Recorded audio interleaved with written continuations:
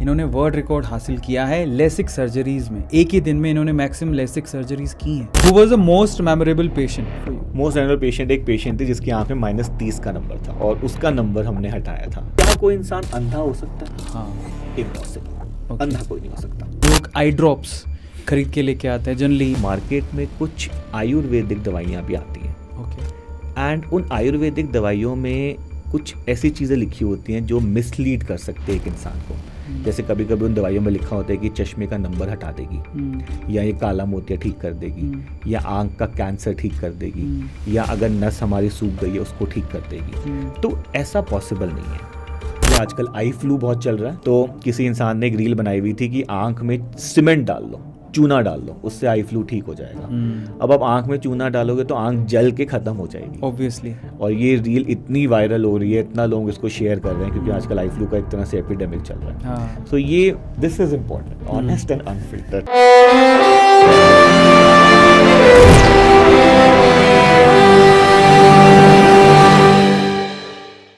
सारा दिन मोबाइलों में घुसे रहते हैं, रील्स देखते रहते हैं, शॉर्ट वीडियोस देखते रहते हैं, या यूट्यूब पे वीडियोस देखते रहते हैं, या फिर लैपटॉप में काम करते रहते हैं। हमारा ये रूटीन एक हद तक तो ठीक है, लेकिन एक हद के बाद हमारी बॉडी में किसी एक पार्ट को, स्पेशली हमारी आइज़ को, बहुत ज़्यादा प्रॉब्लम क्रिएट कर रहा होता है। आपको भी लगता है कि आपकी आंखें थकी हुई हैं, डार्क सर्किल हो रहे हैं, या फिर आपको ये महसूस हो रहा है कि अब ज़्यादा दिन अगर यही रूटीन रहा तो आंखों पे चश्मा लग जाएगा, या फिर लगा हुआ चश्मा है तो उस पर नंबर बढ़ने वाला है। तो आज का ये सेशन आपको ज़रूर देखना चाहिए, क्योंकि उसके पीछे का रीज़न ये है कि अगर आप अपनी आंखों को इम्पोर्टेंट नहीं समझते हैं तो मैं आपसे कहूँगा कि एक बार अपनी आंखों पे हाथ रखिए, 5 मिनट तक बंद रखिए उसे, और फिर आपको महसूस हो जाएगा कि आंखें आपके शरीर के लिए कितनी इम्पोर्टेंट है। और अगर अब आपको महसूस हो चुका है तो आज के सेशन में आपको इसका क्योर कैसे करना है और उनको संभाल के कैसे रखना है, ताकि ये जगमगाती ज़िंदगी, ये जगमगाता संसार आपको ऐसे ही हमेशा दिखता रहे। आज हमारे साथ इस सेशन में हैं डॉक्टर राहिल चौधरी, जो आपको स्पेशली किस बारे में बताएंगे, हमारी आंखों को कैसे संभाल के रखें, आई केयर कैसे करें। बिकॉज उन्हें बहुत लंबा एक्सपीरियंस है, उन्हें इतना एक्सपीरियंस है कि वो गिनीज वर्ल्ड रिकॉर्ड होल्डर है to do maximum number of LASIK surgeries in a day.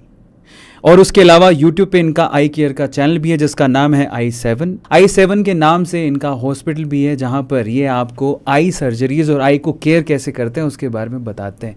लेकिन आज के सेशन में आपको इनके हॉस्पिटल नहीं जाना है, क्योंकि इसी पॉडकास्ट में आपको बहुत सारी चीज़ें हम आईज के बारे में डिस्कस करने वाले हैं। तो चलिए इस सेशन को शुरू करते हैं। Please welcome doctor Rahil Chaudhary. Thank you Arvind ji for inviting me to your show and absolute pleasure to be with you and मैं आपका I'm one of the biggest followers of you on YouTube and I must say कि आप बहुत ही अच्छा काम कर रहे हैं, motivating talks and with honest and unfiltered, so I think that is the way to go forward। तो सबसे पहले हम लोग इस एपिसोड का एजेंडा सेट कर लेते हैं। इस एपिसोड में हम किस चीज़ के बारे में बात करने वाले हैं? सिंपली सर का एक्सपीरियंस है। सर एक आई सर्जन है और स्पेशली अगर मैं आपको बोलूं तो लेसिक सर्जरीज में इन्होंने वर्ल्ड रिकॉर्ड हासिल किया है। तो आज का एजेंडा बहुत सिंपल है, आंखें, इनकी केयर कैसे करें। अगर आपकी आंखों पे चश्मा है तो उसे हटाएं कैसे, उसके बारे में बात करेंगे। होम रेमेडीज़ क्या हो सकती हैं जिससे आप अपनी आंखों का केयर कर सकते हैं। सुबह से शाम तक अगर आप लैपटॉप में घुसे रहते हैं, मोबाइल में घुसे रहते हैं और उससे जो हार्म पहुंचता है उससे कैसे बचें, because precaution is always better than cure. बात शुरू करते हैं हमारे सर से। सबसे पहले तो आपके जो हॉस्पिटल है i7, नाम बड़ा इंटरेस्टिंग है। आई तो समझ में आता है क्योंकि आप आई सर्जन हैं और आई केयर के बारे में बताते हैं, लेकिन ये 7 का क्या सीन है? तो जब मैंने हॉस्पिटल स्टार्ट किया था I was very young and energetic, so I thought कि अब 7 दिन हम हॉस्पिटल चलाएंगे, I will be there all 7 days। So 7 stands for 7 days open in a week. But then over the time we realised कि 7 दिन खोलना थोड़ा सा इशू आता है, स्टाफ्स को भी इशू आता है, हर बंदा एक दिन का छुट्टी तो डिजर्व करता है हफ्ते में। So then now 7 stands for 7 eye super specialities. तो जैसे हमारी आंख है, ये आंख भी जो है इसको 7 स्पेशलिटीज में हम डिवाइड कर सकते हैं। जैसे कॉर्निया, आंख का शीशा, उसकी अलग स्पेशलिटी है। लेंस का ऑपरेशन करना है, उसकी अलग स्पेशलिटी है। पर्दे का ऑपरेशन है, उसकी अलग स्पेशलिटी है। काला मोतिया, ग्लूकोमा, उसकी अलग स्पेशलिटी है। स्क्विंट होता है जिसमें आंखों में भैंगापन होता है, तिरछापन होता है, उसकी अलग स्पेशलिटी है। आंख की एक नस होती है जो आंख को दिमाग से कनेक्ट करती है, उसकी अलग स्पेशलिटी है। बच्चों की अलग स्पेशलिटी है क्योंकि बच्चों की आंखें एडल्ट से अलग होती है। So now the concept is कि एक हॉस्पिटल में सारे सुपर स्पेशलिस्ट आई डॉक्टर्स बैठे हैं एंड आज की डेट में जो ट्रीटमेंट्स अमेरिका और यूरोप में अवेलेबल हैं, सेम लेवल के ट्रीटमेंट्स हम इंडिया में अब दे पा रहे हैं। So this was the concept behind i7। आगे आइज पे क्वेश्चन पूछने से पहले इनकी एक बहुत बड़ी अचीवमेंट है, इन्होंने वर्ल्ड रिकॉर्ड हासिल किया है लेसिक सर्जरीज में। एक ही दिन में इन्होंने मैक्सिमम लेसिक सर्जरीज की हैं। लेसिक सर्जरीज क्या है? राइट, इस जनरेशन में हम लोग देख रहे हैं कि लोगों की आंख में चश्मे का नंबर ज्यादा चढ़ रहा है। जैसे आप कंपेयर करें एक प्रीवियस जनरेशन में, तो हम लोग देखते थे सपोज एक क्लास है तो उसमें अपोज 50 लोगों की क्लास है तो 3 या 4 लोगों को चश्मे का नंबर होता था। आज की डेट में आप स्कूल में जाएंगे तो आपको मिलेगा 50 की क्लास है तो 25 से 30 बच्चों की आंख में चश्मा चढ़ा हुआ है। एंड अगर आप ओवरऑल भी देखें वर्ल्ड में, तो अगर आप चाइना की बात करें तो वहां पे करीब 98% लोगों को आंख में चश्मा चढ़ गया है। कोरिया की बात करें 92% लोगों की आंख में चश्मा चढ़ गया है। सिंगापुर की बात करें 88% लोगों की आंख में चश्मा चढ़ गया है। और अब ये जो ट्रेंड है ये धीरे धीरे इंडिया और वेस्टर्न कंट्रीज में फॉलो हो रहा है। एंड इसके पीछे 2-3 कारण जो हैं वो समझ में आ रहे हैं कि सबसे पहला कारण होता है आंख में चश्मे आने का कि जेनेटिक्स, कि अगर हमारे पेरेंट्स या माता पिता की आंख में चश्मा है तो बच्चों की आंख में आ सकता है। लेकिन ये जो सडन ट्रेंड दिख रहा है कि एकदम से बहुत ज्यादा चश्मा लगना शुरू हो गया, इसके 2 मेन कारण है। पहला कारण है over use of mobiles and computers. तो ज्यादा काम से चश्मे का नंबर चढ़ रहा है और इसमें कोई 2 राहें नहीं है। कई सारी रिसर्च और स्टडीज में ऐसा मिल गया है कि एक सर्टेन ड्यूरेशन से ज्यादा अगर आप मोबाइल फोन कंप्यूटर काम करेंगे तो आंख में चश्मे का नंबर चढ़ जाएगा, स्पेशली बच्चों में। एंड सेकंड जो रीजन दिख रहा है वो है रिड्यूस्ड एक्सपोजर टू सनलाइट। देखिए हमारी जो बॉडी है उसको नेचुरल सन के साथ चलना होता है। आजकल हम लोग क्या कर रहे हैं, ऑफिसेज में विंडोज बंद होती हैं, सन एक्सपोजर लोगों का है नहीं। तो ये भी एक बहुत बड़ा रीजन आ रहा है सामने, साइंटिफिक रीजन, कि इससे लोगों की आंख में चश्मे का नंबर चढ़ रहा है। तो अब चश्मे का नंबर चढ़ रहा है और चश्मा आंखों के ऊपर एक प्रोस्थेसिस है, तो बहुत सारे लोग इसको पहनना नहीं चाहते। तो मैं देखता हूँ कई सारे लोग आंखों में कॉन्टैक्ट लेंसेज लगाना शुरू कर देते हैं। लेकिन कॉन्टैक्ट लेंस हमारी आंखों के लिए बहुत ही डेंजरस चीज है, क्योंकि कॉन्टैक्ट लेंस की हाइजीन बहुत अच्छे से लोग मेंटेन कर नहीं पाते। और उसमें अगर किसी तरह का बैक्टीरिया इन्फेक्शन रह गया और आपने अपनी आंखों पे लगा लिया तो आंखों में बहुत मेजर कॉम्प्लिकेशंस, ड्रेडेड कॉम्प्लिकेशंस, आंखों की नजर भी जा सकती है। और आप देखेंगे जो रेगुलर कॉन्टैक्ट लेंस वियरर्स होते हैं वो कंटिन्यूस कंप्लेन करते हैं कि हमें इरिटेशन रहती है, लाली रहती है, पानी निकलता रहता है, ड्राइनेस रहती है। तो अगर चश्मा पहनने का मन नहीं है तो आजकल बहुत ज्यादा एडवांस्ड प्रोसीजर्स अवेलेबल है जिससे हम आपका चश्मा पूरी लाइफ के लिए हटा सकते हैं। तो इसमें जो सबसे पॉपुलर टेक्नोलॉजी है उसका नाम है लेसिक।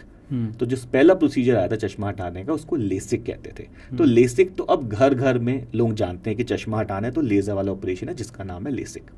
बट लेसिक अब पुराना हो गया, टाइम के साथ टेक्नोलॉजी एडवांस हो गई है।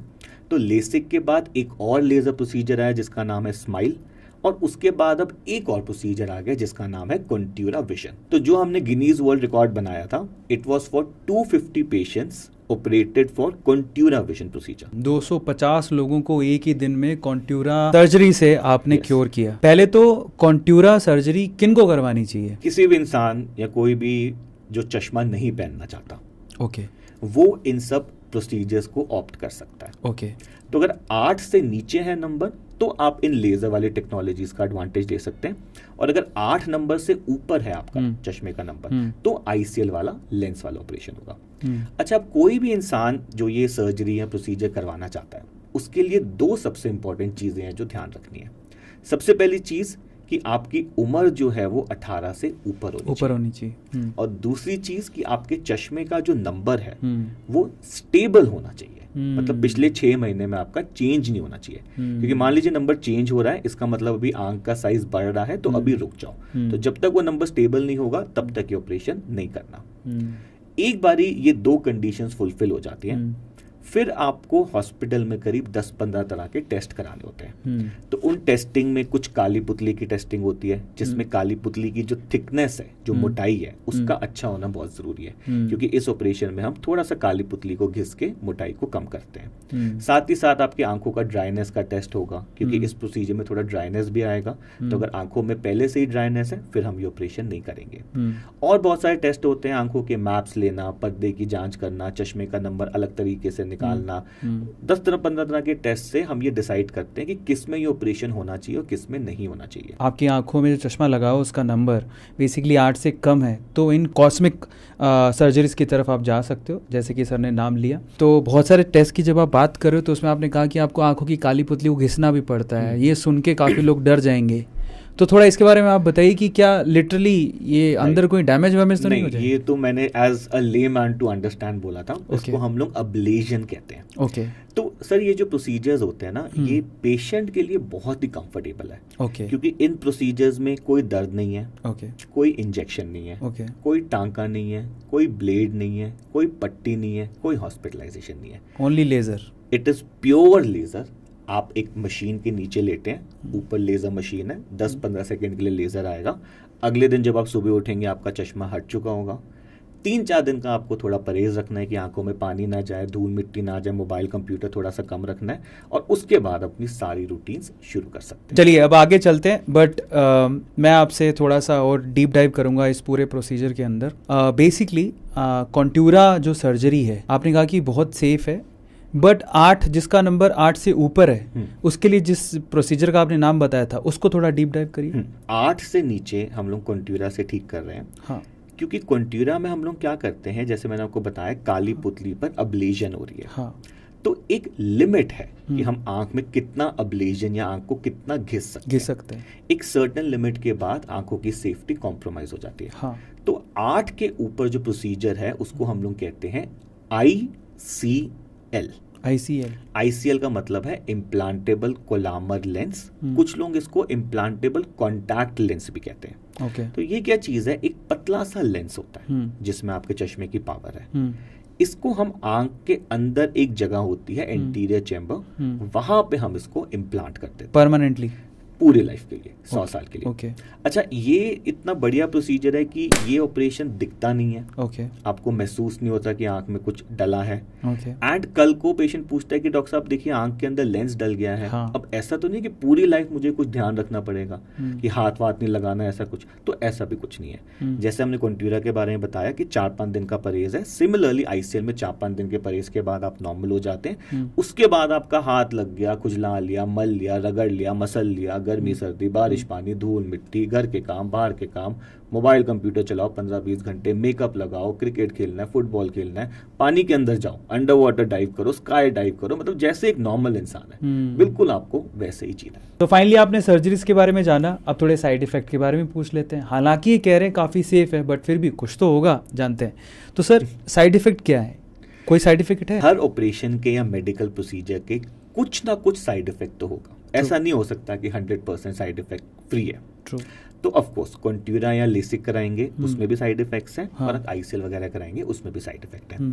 तो इसमें कुछ शॉर्ट टर्म साइड इफेक्ट्स होते हैं, कुछ लॉन्ग टर्म साइड इफेक्ट्स होते हैं। तो शॉर्ट टर्म मतलब जैसे बंदा सपोज कॉन्ट्यूरा का ऑपरेशन हो रहा है किसी पेशेंट का, तो 3-4 दिन तक उसको थोड़ा आंखों में लाली लग सकती है। हाँ। थोड़ा चुभन लग सकती है, थोड़ा पानी निकल सकता है, थोड़ी सी लाइट से चौंध लग सकती है।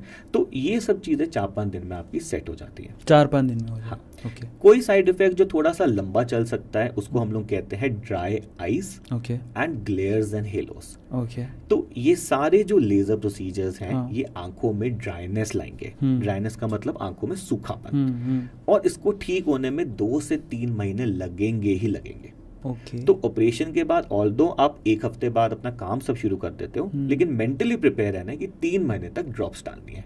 कभी कभार ये साइड इफेक्ट्स 3 की जगह 4 या 5 महीने भी चल सकते हैं। भाई इंसान की बॉडी है। True. कई लोगों में साइड इफेक्ट 1 महीने में खत्म हो जाते हैं, लेकिन कई लोगों में लंबे भी चल सकते हैं। तो हो सकता है आपको ये दवाइयाँ 4, 5 या 6 महीने तक डालनी पड़े, बस उससे ज्यादा प्रॉब्लम इसमें नहीं रहता। तो फाइनली हमने कॉन्ट्यूरा और ICL 2 सर्जिकल नाम सुने सर्जरीज के लिए स्पेसिफिकली। 8 नंबर से कम तो कॉन्ट्यूरा, 8 नंबर से ज्यादा तो ICL। अब बहुत इंपॉर्टेंट क्वेश्चन पर आते हैं, एक्सपेंसेस पर। ऑब्वियसली बहुत सारे लोग चाहते हैं कि उनका चश्मा हटे, पर एक्सपेंसेस को जानना चाहते हैं। मैं किस लिए जानना चाहता हूँ, उसके पीछे का एक रीज़न है। मैं एक सोसाइटी में रहता था, राजस्थान सूरतगढ़ की बात बता रहा हूँ। तो वहाँ पर एक बाप था जिसके बच्चे की शादी थी, पैसा मुश्किल से ही वो जुगाड़ कर पा रहा था शादी के लिए। अचानक से जब लड़की पसंद आ गई, लड़के वालों ने पसंद कर ली, अचानक से लड़के वालों को पता लगता है कि लड़की के 8 नंबर का चश्मा है, 7-8 नंबर का चश्मा था उस लड़की के। तो वो ऑकवर्ड था, क्योंकि उस टाइम पे चश्मा जो लगा रखा था वो भारी था। तो उन्होंने डिमांड की, भी इसका चश्मा हटवा दो। अब बाप क्या करे, उसको तो करना पड़ेगा। तो सडनली उसने पता किया कि कहाँ सर्जरी हो सकती है आँखों की। 1.5-2 लाख रुपए उसने लगाए, बच्ची का चश्मा हटवाया, बड़ी मुश्किल से पैसे उसने अरेंज करे। तो ये जो आई सर्जरीज होती हैं बेसिकली महंगी होती हैं। बट आपसे मैं जानना चाहूँगा, और ये बात बहुत पुरानी है, और ये बात मैं काफ़ी पहले की, बहुत 10 साल पहले की बात कर रहा हूँ, बट आज के टाइम पे कॉन्टूरा सर्जरी या फिर ICL के लिए कितना पैसा किसी को ढीला करना पड़ेगा अपनी जेब से? राइट, एक्सपेंसेस एक बहुत बड़ा रोल प्ले करता है। एंड प्रॉब्लम ये है सर कि ये जो सर्जरी, जैसे मैंने आपको बताया, कॉस्मेटिक है। तो क्या होता है कि हमारे कंट्री में जो गवर्नमेंट पैनल्स हैं, जैसे CGHS वगैरह हो गया, हर स्टेट के अपने पैनल्स होते हैं, या आपके कुछ आयुष्मान भारत की स्कीम्स होती हैं, या कुछ इंश्योरेंसेस वगैरह होती हैं। तो यूजुअली ये सब लोग ये जो कॉस्मेटिक प्रोसीजर है इनको कवर नहीं करते। वो कहते हैं ये बीमारी नहीं है, ये तो आप ऑपरेशन इसलिए करवा रहे हैं क्योंकि आपको अच्छा दिखना है कन्वीनियंस के लिए। तो बहुत ज़्यादा एक्सटर्नल सपोर्ट आपको इसमें नहीं मिलती। यूजुअली इंसान को अपना खुद का पैसा ही खर्च करना पड़ता है। True. तो ऐसे में कुछ इंश्योरेंसेस आपको दे देती हैं कि अगर आपके चश्मे का नंबर सपोज हाई है, 8-9 से ऊपर है, तो कुछ इंश्योरेंसेस आपको कवर दे देती हैं, और वो भी 100% कवर नहीं होता, 50% वगैरह कवर दे दिया। एंड कुछ हॉस्पिटल्स आपको EMI की फैसिलिटी देते हैं कि आप ब्रेक करके अपना पेमेंट कर सकते हो। बट मेन प्रॉब्लम जो आ रही है वो ये आ रही है कि ये जो सारी टेक्नोलॉजीज़ हैं ये ज़्यादातर प्राइवेट हॉस्पिटल्स में लगी है। गवर्नमेंट में अगर हम बात करें तो आप एम्स को छोड़ दीजिए, उसके अलावा मेजॉरिटी गवर्नमेंट हॉस्पिटल्स में ये मशीनें अवेलेबल ही नहीं है। तो हर इंसान को प्राइवेट में जाना पड़ता है, और प्राइवेट में तो वैसे ही खर्चा ज़्यादा होता है। तो अगर अब कोई कॉन्टूरा से चश्मा हटाने का प्लान कर रहा है तो उसको प्रिपेयर रहना चाहिए कि लाख रुपए का खर्चा हो जाएगा। तो लाख रुपए में आपका ऑलमोस्ट पूरा हो जाता है कि ऑपरेशन भी हो गया, दवाइयाँ भी हो गई, ट्रीटमेंट्स वगैरह सारी कंफर्टेबली हो जाती हैं। अगर हम ICL की बात करें तो ICL जो है सर ये एक कस्टमाइज्ड लेंस है। मतलब ये जो है आपके आंख के नाप के हिसाब से बनेगा। तो एक ICL जो आपके लिए बनेगा वो बस आपकी आंख में डल सकता है और किसी और की आंख में नहीं डल सकता। तो ये बहुत कस्टमाइजेशन चाहिए होती है। एंड ये जो ICL है ये इम्पोर्टेड प्रोडक्ट है, एक स्टार कंपनी है स्विट्जरलैंड की, वो बनाती है। तो क्योंकि कस्टमाइजेशन है और इम्पोर्टेड प्रोडक्ट है तो ICL की कॉस्ट और ज़्यादा हो जाती है। तो अगर कॉन्टूरा की लाख रुपए पड़ती है दोनों आंखों की, तो ICL की करीब 1,70,000 रुपए कॉस्ट आती है। तो महंगे ऑपरेशन है, मतलब बहुत चीप नहीं है। बट हाँ, इसमें लेसिक वाला जो सर्जरी है वो आजकल बहुत सस्ती हो गई, क्योंकि लेसिक हो गया 25-30 साल पुराना। तो वो करीब 25-30 हज़ार में आप करा सकते हैं। बट अब जब से कॉन्टूरा आया तो कोई भी अपनी आंखों के साथ कॉम्प्रोमाइज़ नहीं करना चाहता। वो सबके मन में ये होता है कि यार ऑपरेशन लाइफ में एक बार कराना है। सही बात, इसमें कोई कॉम्प्रोमाइज़ नहीं, बाकी हर चीज़ में कॉम्प्रोमाइज़ हो जाएगा, कपड़ों में कर लो, मोबाइल में कर लो। But they always prefer, even anybody हमेशा वो कॉन्टूरा की प्रेफरेंस रखते हैं, बिकॉज वो कहते हैं भाई आंखों के साथ कोई पंगा नहीं। तो अगर आपको इंस्टेंटली चश्मा हटाना है तो कॉन्टूरा या फिर ICL की तरफ जा सकते हो। लेकिन अगर आपको लगता है कि ठीक है कम नंबर है, अब इसके ऊपर बात भी कर लेते हैं हम लोग, कम नंबर है, मतलब मान लो किसी का आधा नंबर है, 0.25 है या 0.5 है, तो ऐसे लोगों को क्या सर्जरी कराने की ज़रूरत है?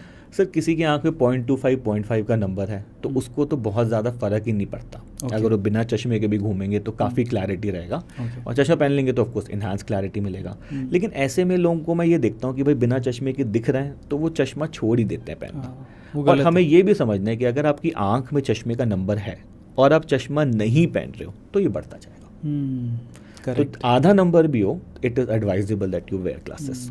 मिथ्स बहुत फैले हुए हैं आजकल, रील बहुत चल रहे हैं। रील में आजकल क्या है कि ना, जो डॉक्टर की डिग्री नहीं भी है या फिर डॉक्टरी से नहीं भी करी है वो भी डॉक्टर बना हुआ है। अभी मैंने एक रील देखा कि आजकल आई फ्लू बहुत चल रहा है। हाँ, किसी इंसान ने एक रील बनाई हुई थी कि आंख में सीमेंट डाल लो, चूना डाल लो, उससे आई फ्लू ठीक हो जाएगा।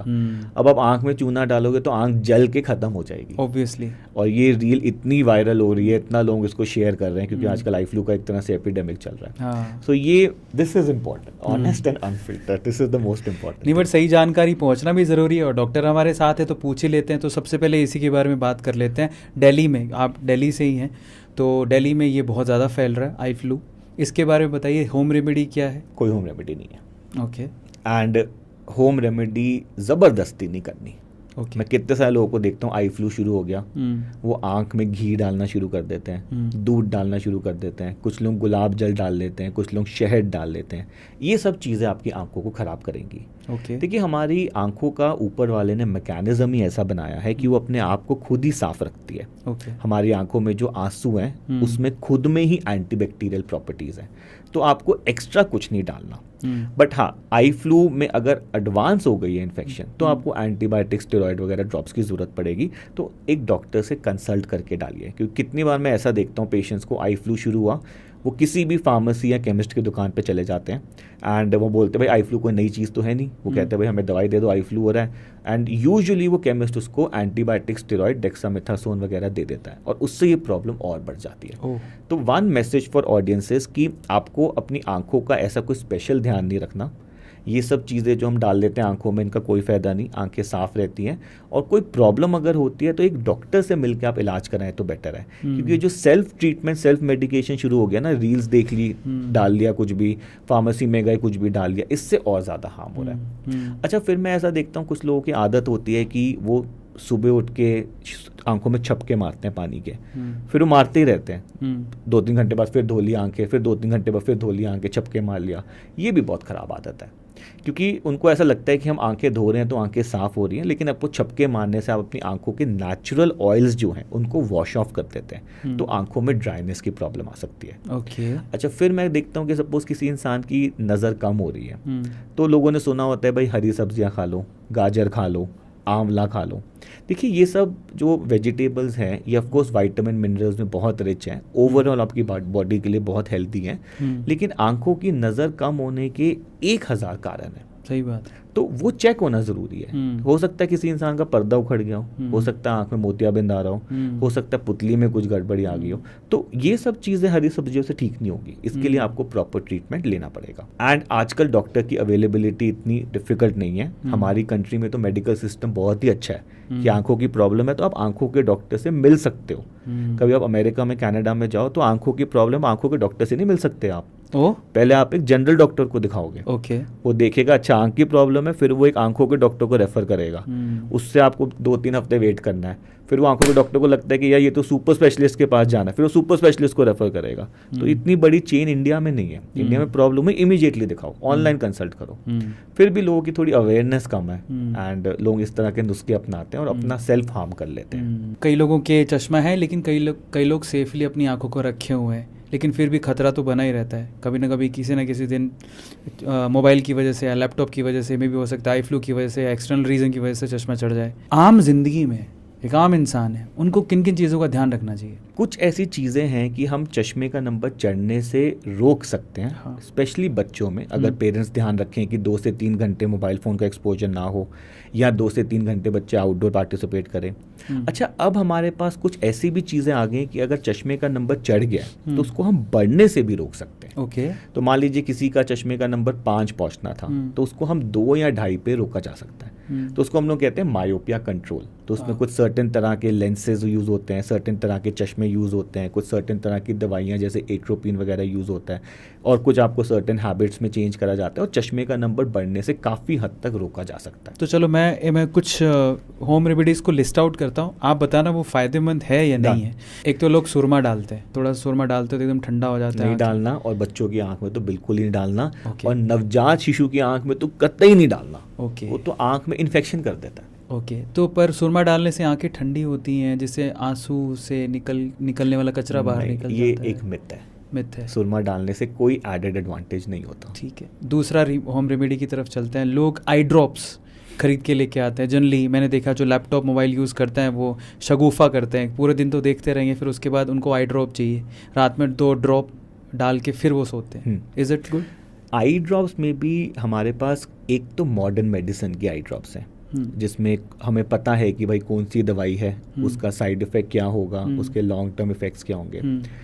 बट अब मैं देख रहा हूँ मार्केट में कुछ आयुर्वेदिक दवाइयाँ भी आती हैं। ओके। एंड उन आयुर्वेदिक दवाइयों में कुछ ऐसी चीज़ें लिखी होती हैं जो मिसलीड कर सकते हैं एक इंसान को। जैसे कभी कभी उन दवाइयों में लिखा होता है कि चश्मे का नंबर हटा देगी, या ये काला मोतिया ठीक कर देगी, या आंख का कैंसर ठीक कर देगी, या अगर नस हमारी सूख गई है उसको ठीक कर देगी। तो ऐसा पॉसिबल नहीं है। तो जनरल यूज़ के लिए सपोज आप मोबाइल कंप्यूटर काम कर रहे हैं और अब ज़्यादा देर तक मोबाइल कंप्यूटर काम करेंगे तो हमारी आंखें ब्लिंक कम करती हैं और आंखों में सूखापन आ जाता है, जिससे लोगों को इरिटेशन होती है। तो एक बेसिक लुब्रिकेटिंग ड्रॉप जैसे रिफ्रेश टीयर्स करके आती है, टीजी करके आती है, सिस्टेन अल्ट्रा करके आती है, इसको आप दिन में 3-4 बार यूज़ करके कंफर्टेबल हो सकते हैं। फिर हम ऐसा सजेशन देते हैं कि अगर आपका लॉन्ग टर्म मोबाइल फ़ोन पे काम है, कंप्यूटर पे काम है, तो आपको एक 20-20-20 एक्सरसाइज को फॉलो करना चाहिए। उसमें हम कहते हैं कि हर 20 मिनट बाद 20 सेकंड का ब्रेक ले लो, 20 फुट दूर देखो और आंखों को 4-5 बार थोड़ा झपक लो, थोड़ा मन करे तो ड्रॉप डाल लो। तो उससे आंखें थोड़ा फ्रेश हो गई, लुब्रिकेट हो गई, आंखें ज़्यादा देर टायर्ड नहीं हो रही और अपने काम को अपना दोबारा स्टार्ट कर सकते हो। अच्छा, कुछ लोगों को सर मैं ऐसा देखता हूँ कि वो लोग आंखों के सामने एक और 0 नंबर का चश्मा पहन लेते हैं। हाँ, आजकल आपने देखा होगा। हाँ, ये मेरा अगला सवाल था। तो इसमें आजकल एक ब्लू लाइट फिल्टर बहुत पॉपुलर हो रहा है। देखिए, ब्लू लाइट फिल्टर चश्मे का कोई साइंटिफिक एडवांटेज नहीं मिला। बहुत सारी रिसर्चेज हुई, ऐसा नहीं एक रिसर्च हुई, एंड सब में ये मिला कि ब्लू लाइट फिल्टर का कोई एडेड एडवांटेज नहीं है। Rather as doctors we feel कि ऐसे एडिशनल फिल्टर्स आंख को या बॉडी को हार्म करते हैं। क्या होता है सर, हमारा जो एक सिस्टम होता है बॉडी का कि एक स्लीप वेक साइकिल होता है, हमें एक सर्टेन टाइम पे नींद आती है, सर्टेन टाइम पे हम उठ जाते हैं, और ये जो स्लीप वेक साइकिल है ये ब्लू लाइट कंट्रोल करती है। तो जब ब्लू लाइट ज़्यादा होगी तो हमारी नींद खुल जाती है, और जब ब्लू लाइट कम हो गई, जब सन सेट हो गया, तो हमें नींद आनी शुरू होती है। तो एक मेलाटोनिन करके हार्मोन होता है जो कंट्रोल करता है ब्लू लाइट से। तो हम आजकल क्या देख रहे हैं कि जब ये लोग ब्लू लाइट फिल्टर के चश्मे पहन लेते हैं, तो आप बेसिकली मोबाइल फ़ोन का कट करना चाह रहे थे, लेकिन आपने वैसे भी पहना हुआ है चश्मा, तो आप इन्वायरमेंट की ब्लू लाइट कट कर रहे हो। ओके। तो उससे स्लीप वेक साइकिल लोगों का डिस्टर्ब हो रहा है। तो हम ऐसा देखते हैं कि रात को लेट नींद आ रही है, या नींद ठीक से पूरी नहीं होती, सुबह उठते हैं तो फ्रेश नहीं है, मतलब एनर्जी नहीं है, पूरे दिन लिथार्जिक है।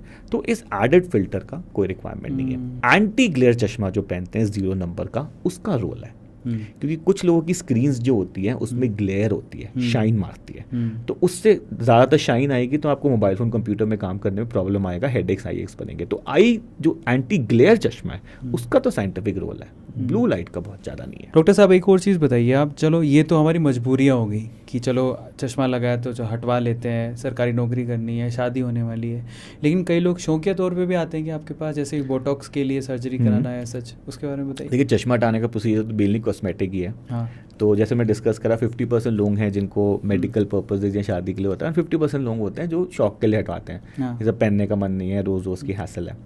एंड बोटॉक्स ट्रीटमेंट बहुत पॉपुलर है, but I doctors mainly I Botox को यूज़ करते हैं। Okay. तो जो हम लोग देखते हैं बोटॉक्स ज़्यादा पॉपुलर है कि भाई फाइन लाइंस को हटा सकते हो, फेस थोड़ा फिलर कर सकते हो, लिप्स में फिलिंग वगैरह हो सकती है, वो mainly plastic surgeon and dermatologist की फील्ड होती है। आई में बोटॉक्स थोड़ा फुलर अपीयरेंस देने के लिए, या किसी की आंख में कुछ ऐसी प्रॉब्लम है कि मसल स्पाजम में है, उसका स्पाजम हटाने के लिए हम लोग बोटॉक्स का यूज़ करते हैं। राहिल सर, आगे बढ़ते हैं।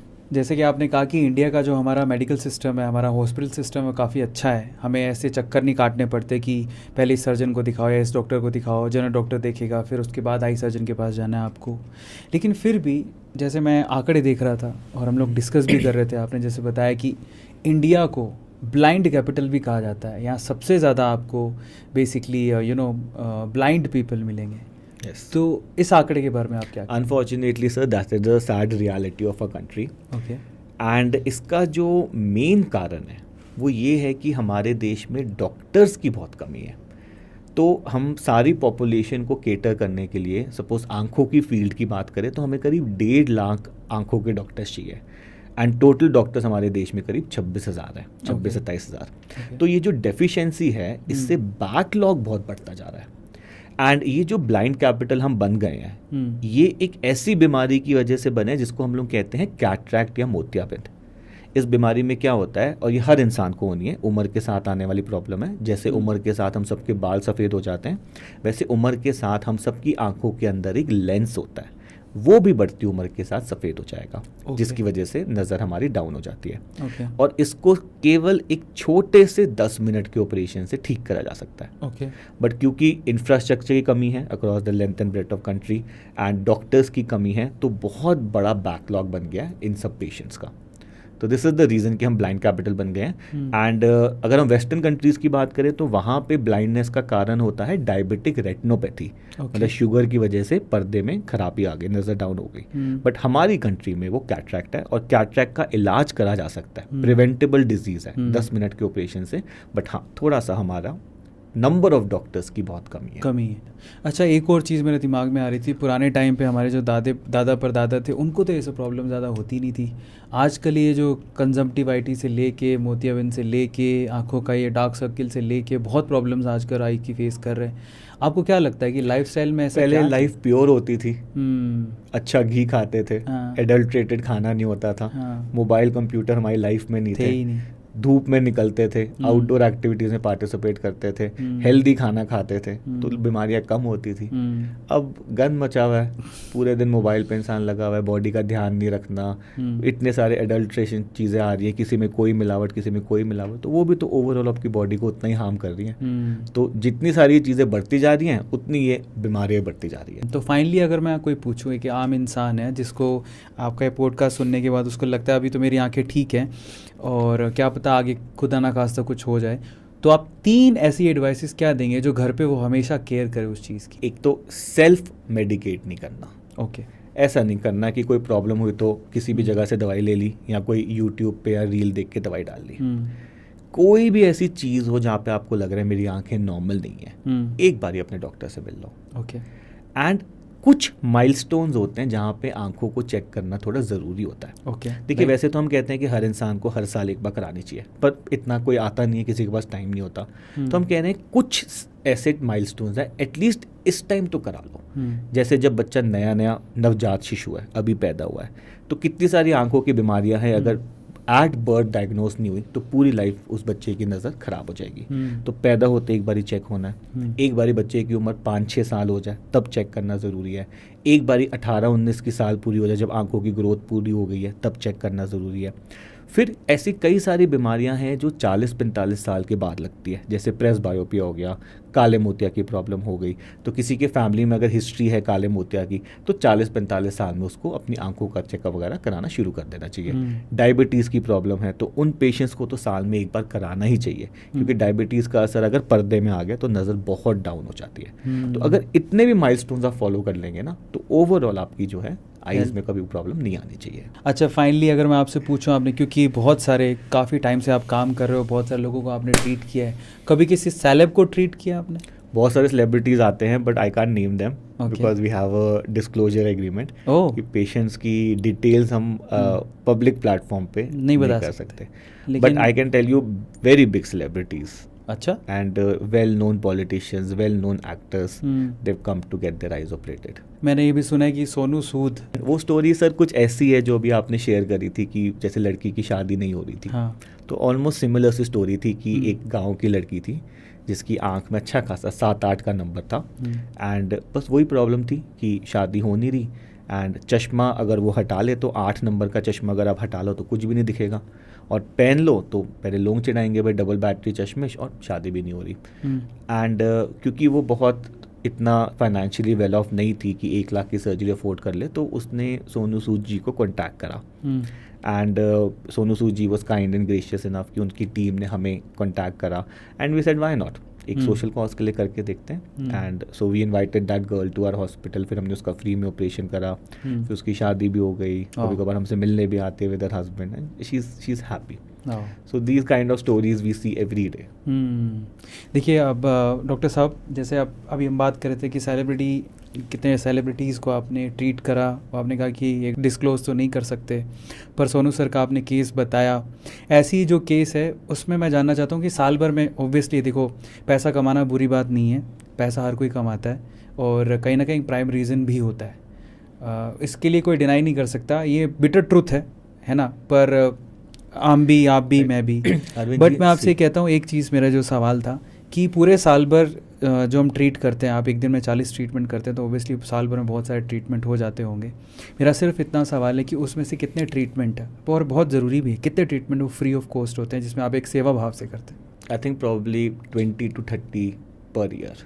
वाह सर एक्चुअली ना क्या हो जाता है, we want to help people. भाई हम भी चाहते हैं कि सपोज़ कोई किसी ट्रीटमेंट के लिए आना चाहता है तो ठीक है, फाइनेंशियल बर्डन कम से कम आए। सो बट क्या होता है, ये जो मशीनें हैं ये बहुत एक्सपेंसिव है। ट्रू। तो इनकी कॉस्ट जो है वो करोर्स में जाती है।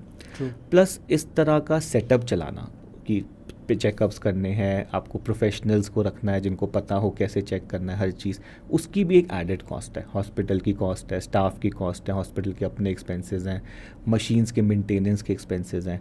तो हम चाह के भी इसकी कॉस्ट बहुत ज़्यादा कम नहीं कर सकते। बहुत ज़्यादा कम कर दिया तो hospital would be in a loss. तो लॉस में तो काम नहीं हो सकता ना, मतलब कोई भी बंदा काम करेगा तो ठीक है, एक अपनी भावना है, सेवा की भावना है, वी आर डॉक्टर्स। ऐसे इन्वायरमेंट में हम लोग निकले हैं कि जहाँ पे we want to help people.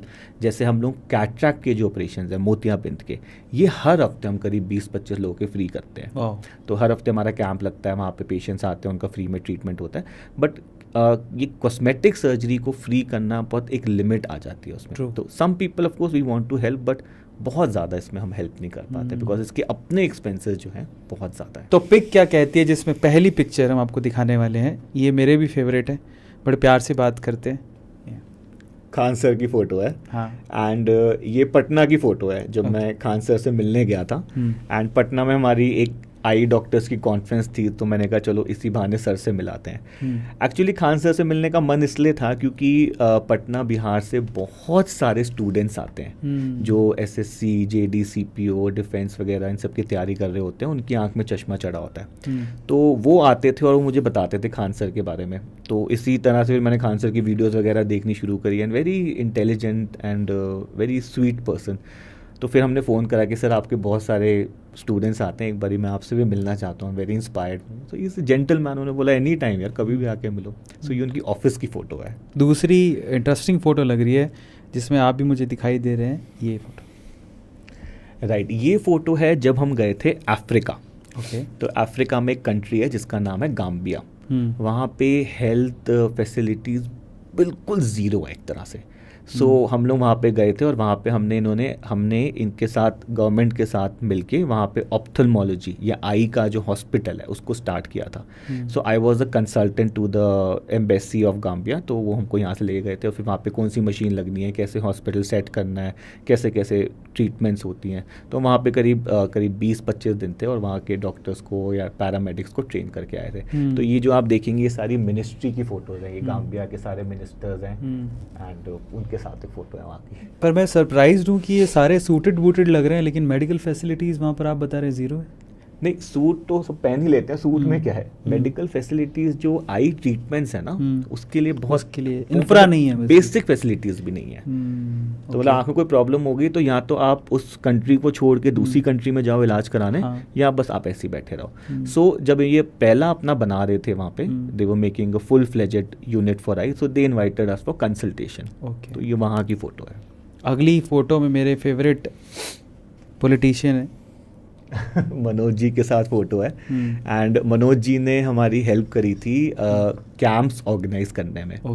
तो जैसे मैं आपसे बात कर रहा था कि हम फ्री कैंप्स ऑर्गेनाइज करते हैं, तो सर का बहुत सपोर्ट था और इनके साथ भी हमने काफ़ी सारे फ्री कैंप्स ऑर्गेनाइज करके बहुत सारे पेशेंट्स का फ्री में ट्रीटमेंट करा। एंड उसके लिए बहुत सारा स्पॉन्सरशिप जो है वो सर की साइड से आया था। फाइनली ये था हमारा पिक क्या कहती है राउंड। अब हम चलते हैं आगे जिसका नाम है रैपिड फायर।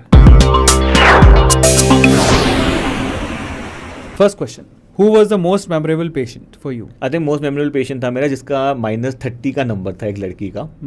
और वो जी नहीं पा रही थी लाइफ को, और उसका जब चश्मा हटाना तो मतलब उसकी लाइफ का यू टर्न हो गया। वो कह रही थी कि भाई इतना तो मैं कभी देख ही नहीं पाई जितना मैं देख पा रही हूँ। So it was a very emotional story I had. What's your best quality? I think मेरी बेस्ट क्वालिटी ये होगी कि जब मैं ऑपरेशन करने बैठता हूँ ना, तो मैं उसमें इतना इन्वॉल्व हो जाता हूँ कि मैं कभी थक ही नहीं सकता वो करके।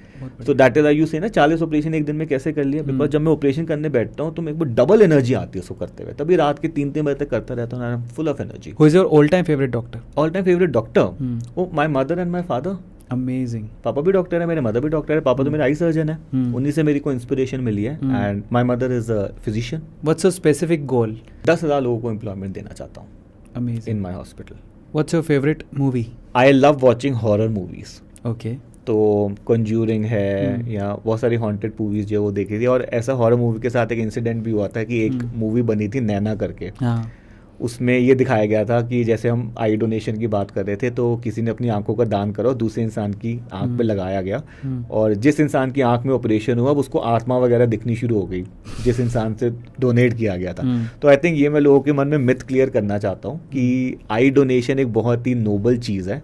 आई डोनेशन से आप दूसरे इंसान को नज़र दे पाते हैं। और प्लीज़ इन सुपरस्टिशन से दूर रहिए। एक साइंटिफिक चीज़ है। ऐसा नहीं है कि आप अपनी आंखों का दान कर देंगे तो अगले जन्म में अंधे पैदा हो जाएंगे या ऊपर जाएंगे तो ऊपर वाला एक्सेप्ट नहीं करेगा कि भाई ये तो आंखें ही नहीं है। ऐसा कुछ नहीं है। तो साइंटिफिक चीज़ है, आंखों का दान करना चाहिए और इन सब फालतू की बातों से हमें दूर रहना चाहिए। Your celebrity crush? Sunny Leone. But why I say that is because I think उसका बहुत परसेप्शन अलग है हमारे कंट्री में, because she is looked at as an adult entertainer. But कभी आप उनके इंटरव्यूज वगैरह सुनोगे ना, so you realise she is a very intelligent and a sorted person. So I think she is a mixture of beauty with brains, I would say that. Next question, are you good at thinking out of the box? I don't know, I think that's the world to decide. बाकी I'm the only eye doctor who has 1 million subscribers on YouTube, so I've been doing all these videos. I'm the only eye doctor in India who drives a Lamborghini, and I'm the only eye doctor who has the Guinness World Record. I think I'm doing something out of the box with other people are not doing. Mercedes or Lamborghini? I have Mercedes also, I have Lamborghini also. तो Mercedes Lamborghini का कोई comparison नहीं है, the two different cars. But if you ask me Mercedes or BMW, then I would always say Mercedes. Because बचपन से वो देखते हैं ना सितारा, वो छपा हुआ है माइंड में। तो हर बंदे की एक वो होती है कि यार एक किसी दिन मर्सिडीज चलाएंगे। मनी और happiness? You need both actually. Finally Rahil sir से पूछते सेशन के कुछ आखिरी सवाल। सर, इतने सारे पेशेंट्स आपने ट्रीट किए हैं, तो उनमें से कुछ लाजवाब एक्सपीरियंस भी रहे होंगे जिसकी ज़िंदगी आपने बदली होगी, आपके ट्रीटमेंट की वजह से बदली होगी। एक बड़ा फनी इंसिडेंट हुआ था कि मेरे पास एक कपल आया एंड जस्ट हनीमून से वापस आया। और उनकी प्रॉब्लम ये थी कि सर हम लोग गए दुबई, हमें वहाँ पे करना था under water dive, sky dive, पर दोनों की आंख में मोटा मोटा चश्मा। अरे बाप। अरे वो हटाया ना, हम वो कर पाए ना ये कर पाए। तो अब हम चाहते हैं वहाँ चश्मा हटाओ ताकि हम दोबारा अपने हनीमून पे जाएं और प्रॉपरली उसको एंजॉय करके आएँ। तो फिर so that was one of the story. मतलब पेशेंट हटा लिया अपना। Then they went for their second honeymoon. अच्छा, कभी ऐसा, ये तो वंडरफुल एक्सपीरियंसेस है, कभी बहुत कभी इमोशनल एक्सपीरियंसेस हो जाते हैं कि पेशेंट को पता ही नहीं था कि आंखों का इलाज हो भी सकता है, एंड किसी तरह वो मेरी यूट्यूब वीडियो पे पहुंच गया। और उसने कुछ देखा वेखा या उसकी फैमिली ने दिखाया कि उसको पता लगा कि अरे यार मैं इतने सालों से जी रहा था ऐसे, मेरे को तो पता नहीं था कि इसका इलाज हो सकता है। और वो फिर गाँव से उड़ के दिल्ली आके अपना उसने ट्रीटमेंट कराया। सो एक ना ये अवेयरनेस भी बहुत हो रही है इससे। मतलब अभी ना बहुत लोगों को पता नहीं है कि क्या चीज़ें ठीक हो सकती हैं क्या नहीं हो सकती। मतलब किसी की आंख खराब हो, किसी ने बगल में बोल दिया कि भाई इसका कोई इलाज ही नहीं है, उस डिलेमा में रह गया, वो कभी ट्रीटमेंट ही नहीं करा पाया।